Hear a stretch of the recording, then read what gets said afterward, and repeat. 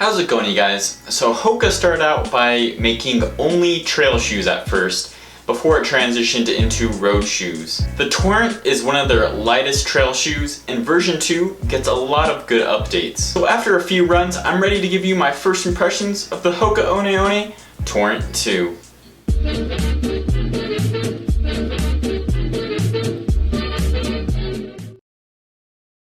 So let's start with what's new. The upper is where the biggest changes occur.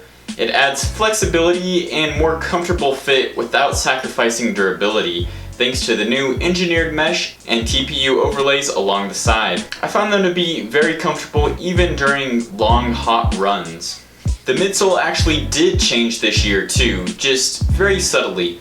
It's slightly tweaked for a bit smoother ride. It's ProFly, so that means it's a little softer in the heel and a little firmer in the forefoot for a smooth impact and then a nice toe off. Again, the outsole gets a very subtle change, but it's slightly different from the Torrent 1 to the Torrent 2. The tread pattern is a bit different and has added flex grooves. Now it also uses sticky rubber compound for a better grip in all conditions. So I found the fit of the Hoka Torrent 2 to be true to size. I'm a men's size 12 in pretty much all my other Hokas, and this is no different. I found it to be a little wider than some of the other Hokas, which some people might appreciate, but my foot never slid around, so it is good width. For the ride of the shoe, I found it to be smooth no matter whether I was on or off the trail, so it makes a potentially good road to trail shoe. I liked how it had enough cushion without feeling like you were going to be unstable or on a high platform, and I found that this made it very versatile for different types of trails as well.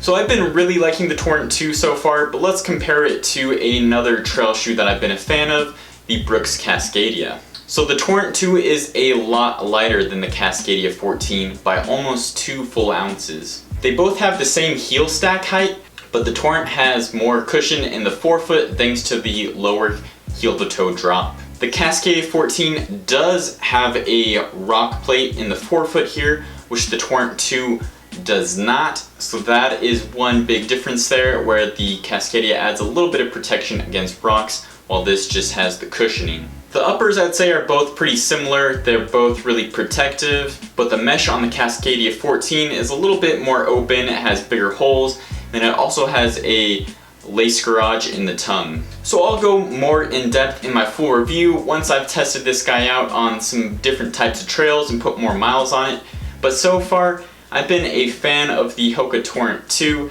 and it's made great improvements since the Torrent 1. It's a nice, versatile, cushion, lightweight trail shoe, but subscribe so you don't miss that full review and other running shoe videos I have. Until then, keep on running.